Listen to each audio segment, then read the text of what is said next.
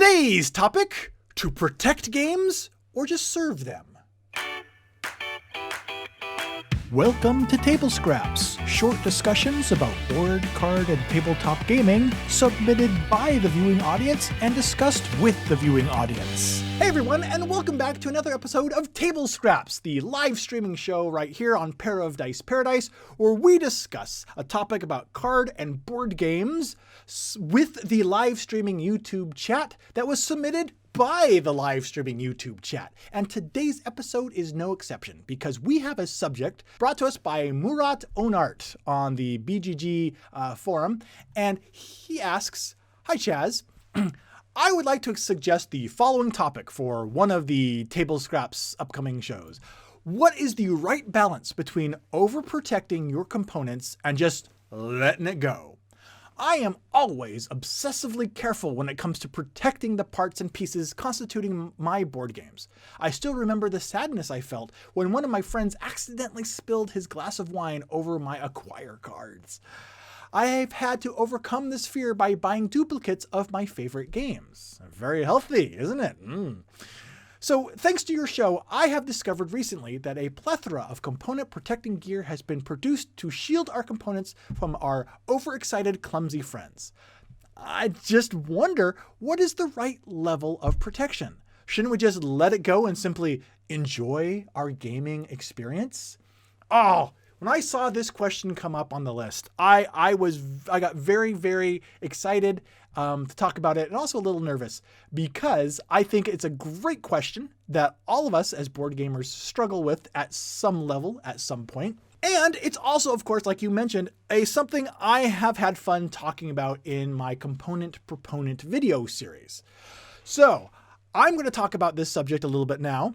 And the main thing I'm worried about is coming across as a complete and total hypocrite. Because as much as I love talking about components and protecting game things, I also, though, fundamentally believe that games are meant to be played and enjoyed. And when problems happen, it's just part of the experience. It's part of life. It's going to happen. Now, that being said, again, the door swings both ways.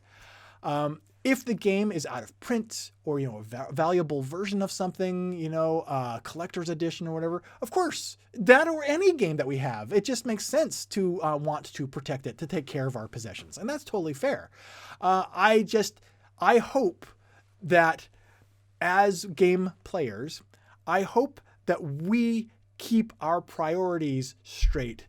And everyone, and I may have my priorities wrong, but personally, my priorities is that the people and the enjoyment, the time that you share, and the stories that you generate from gaming are vastly more important than the material object itself. And I hope that we can keep that priority. So I don't know. Do you agree? Do you disagree? Let's start talking about it in the chat and see where we go from here. Kabuki Kid's going to start us off this time by saying, "I have a friend who sleeves every game he owns. Doesn't matter what game it is or how many cards are involved, even if the cards barely get used or wear. He even sleeved the entire Seventh Continent game." Okay, for those of you who might not be familiar with Seventh Continent, it is a game comprised of cards and tiles. All the cards and tiles. Think of the highest number that you can and then add 12 to it. And that's the number of cards and tiles that are in the Seventh Continent. That's a lot of things to sleeve. Now, sleeving every game you own. Okay, the main thing that comes to my mind about that is quite an investment in card sleeves. And that's a lot of time and a lot of resources. And that's not necessarily a bad thing. It's just like, wow, that's committed. That's commitment right there to it. I'm curious. Viewers, both live and later on, let me know either in the chat or in the comments afterwards. What percentage of your games do you sleeve? I personally sleeve a lot fewer games than I used to because the main thing, I like protecting my games with sleeves. When we would play Magic, multiple times a week, I would sleeve my Magic decks because they would get wear and stuff pretty easily. And sometimes they'd almost get marked, and that's no good. So I sleeve those. But I sleeved my entire copy of Seasons for a while, and I actually went and removed all the cards from the sleeves for the main reason that I've unsleeved most of my games and sleeve so few these days is because when there's a pile of cards stacked up that are sleeved, they inevitably are going to be a lot more prone to sliding off and just falling all over the place. So do other people have that problem? And that's why I don't sleeve as many cards as I used to anymore. That's why I decided it's just not worth it to me. And it wasn't a price factor. It wasn't the amount of time. It was simply because it made the games a little harder to play. I'm wondering how other people, if you've had that same experience and why you do or do not sleeve. Let me know that in the comments below. In the meantime, we're going to continue on to Christopher, who joins us to say, I don't think I've ever sleeved anything not Magic the Gathering. And why is that, Christopher? Is it like that? Is it because you feel like other things aren't used enough that you need to protect them because they're not going to experience the wear that your Magic cards have? Or is it time, money, or is it just simply because you hadn't thought of it? Let me know why only one game in your entire collection you've actually found worthy of sleeving. I would like to know that as well. Let's continue on to Stephen Wilson, who joins us to say, when I started gaming, I sleeved a lot of games. After a few years, I've let it go. We almost laminated the player boards for Takenoko. So there's an experience. Stephen's experience seems to kind of perhaps mirror my own in a way. Started out sleeving a lot more and over the time has let it go. I'd be interested, Stephen, to find out if it's the same reasons why. Interesting tidbit here, though. Stephen mentions that he almost laminated the player boards in Takenoko. You know, I need to get myself a laminator, not because I want to protect a lot of games, but I think there are some games, especially games that have maybe flimsier player boards, that could really benefit from laminating. And you know what? That's a rabbit trail that I don't think we need to go down at the moment. So I'm going to put a pin in the lamination idea, and I'm going to come back to that maybe in a future episode, or maybe just a component proponent episode or something. But thank you, Stephen, for reminding me that I need to get a laminator. So in the meantime, let's continue on to Nick, who says, for me, sleeving and protecting is influenced by how difficult it is to replace the game or the part. The older games that are out of print that I own are the only ones I consider for these editions. Totally plausible reason for that. It totally makes sense because of something that is simply evaluating how difficult it is to replace a certain thing. That said, there is a certain, whatever it's called, when something makes you sad, sadness perhaps. That could be the word I was looking for. Maybe. There is a certain sadness in having any game ruined accidentally, even if it is something that's easy to replace, like Acquire. You can go get, Acquire. It's a big box game. It's in most big box retailers. You could go and track down another copy of Acquire pretty easily. But just having it happen, having it get ruined, yeah, there's a certain thing that I think could make you think, even though this game isn't older and not out of print, I'm going to want to protect it. And I think that's totally fair. Let's see if I agree where Kabuki's coming from, because she says, I do sleeve games where the cards get a lot of actions, or one where hidden roles are used, like the Resistance or Love Letter. The fewer the cards, the more likely I am to sleeve. That's a really good point. I think, too, any game with hidden roles, that's a really good point, because if those cards get marked, well, then you either got to get a new copy of the game or mark all of them to match, or sleeve them, of course. And I can't believe marking the rest of them to match was higher on my list than sleeving them all. So that's unhealthy.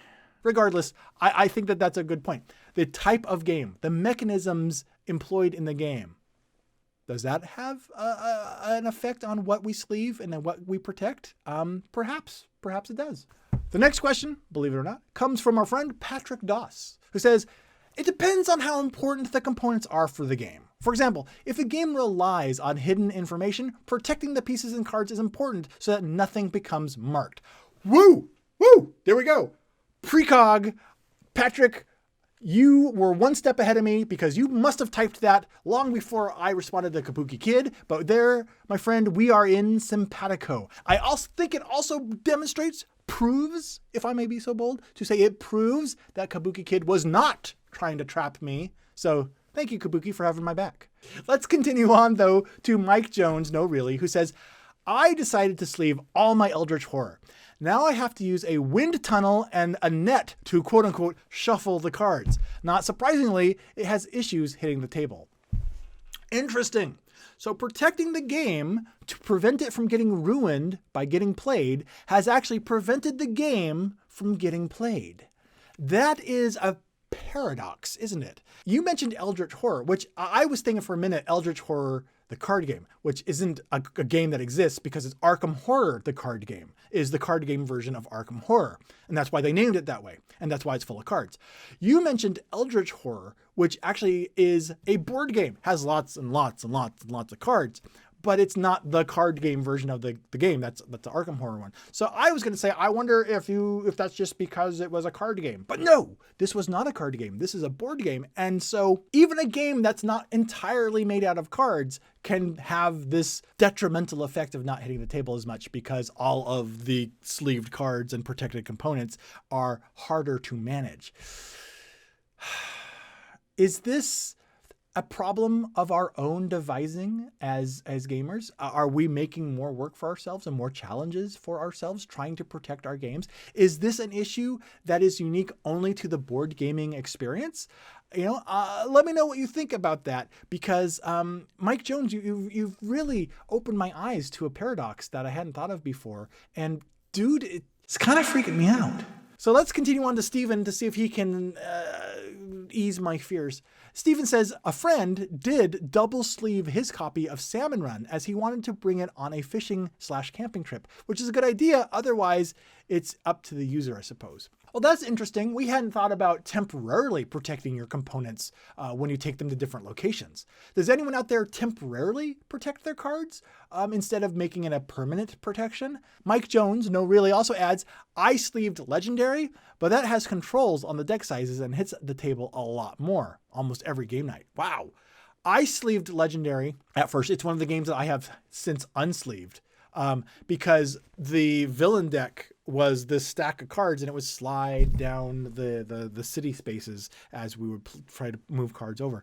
I did, however, actually, now that I think about it, I kept the masterminds and their schemes all sleeved and actually color coded them so I can find the different masterminds and their schemes a lot easier as I'm picking them out of the box. So there's actually a case of something new we haven't talked about where protecting the game cards in sleeves is actually, my copy is done not to protect the cards, but to help categorize the cards and help me find them sooner. Does anyone else out there use component protection, not for its intended purpose of protecting the game, but actually for organization or quicker setup and teardown? Let me know that in the comments below. In the meantime, we'll continue on to Jeremy Martin, who says, I find that I don't like protecting my games unless it's hard to find or components do not line up. Japanime games do not line up their expansions. That's a really good example. I think I've spoken before about my disappointment and discouragement with my copy of Ascension, because I got one of the first printings of Ascension, but then after that, subsequent printings used a different cardstock and size slightly. And so you could tell, as you shuffled them all together, you could tell which cards in the deck were old cards and new cards. And the only real solution to that was to sleeve them. And even then wasn't really satisfactory. And it's one of the things that caused that game to wither on the vine for me. We're going to continue on with Hawk, who says, I had wine spilled on a card, so I dried it off with a kitchen roll, then popped it in a baggie with silica gel, and it is indistinguishable from the others now. Wow. Okay. That is really impressive, not only because you were able to salvage the card in that way, which is really good, clever, quick thinking, but I'm also impressed that you had that much silica gel available on hand for such a purpose. The only silica gel I have is maybe 1 or 2 little pockets that have come with like a shoe or something that I have purchased, even a pair of shoes, because that's usually how they are packaged. As a gamer, I'm wondering if we should just add that to one of our gamer components, have silica gel on hand for such emergencies, because it could obviously, apparently salvage cards. So way to go, Hawk. That is an awesome example and an awesome tip that I think I might look into. Let's take another comment here from Patrick, who says, in my gaming group, I'm the one who owns almost all of the games, so I try to uphold them as best I can, and I am the one who paid for them. I look at it as protecting my investment. You know, that's a really good point, because so many of us, I think, that watch videos like this are kind of the quote unquote librarian of our game clubs.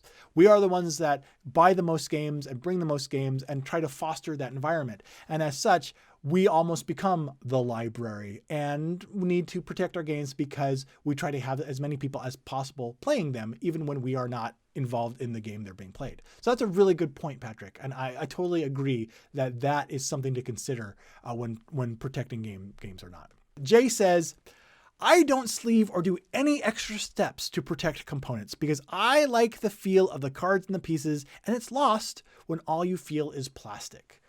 Oh boy, that's such an interesting comment to end on, because for one thing, I can totally see that. We talk about, as board gamers, we talk about how one of the things we enjoy about board gaming is the tactile experience. A lot of people talk about board games versus video games. You get to have social interaction with people, and you have the tactile experience of the components in your hands. So yeah, I can totally understand that. There is something about having, the paper version of the cards in your hands. That's why some people vehemently prefer wooden pieces and components to plastic pieces. That said, it is interesting. So many components are plastic. You're going to be feeling the plastic in your hands anyway with so many games that you play. So that can also be another paradox that we've unlocked. Another thing that we've unlocked is the end of the episode, because we're out of the time for this one. So I apologize for anyone whose comments I didn't get to, but that doesn't mean the discussion has to end. What do you think about sleeving and protecting components? Let me know how much protecting you do, what type of components you protect, whether certain types and genres of games lend themselves to being protected more than others, and, if you have changed your sleeving or component protection behavior as your journey as a gamer has continued. Let me know all this stuff in the comments below. I'd love to continue the discussion there.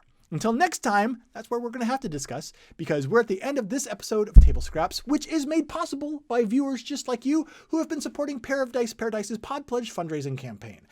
Thank you, everyone who's been supporting the show in that way. Every little bit does help, and it's all greatly appreciated. Until next time, I've been Chaz Marler, who, along with the YouTube live streaming chat, have been serving up some Table Scraps. Thanks. We'll talk to you again soon.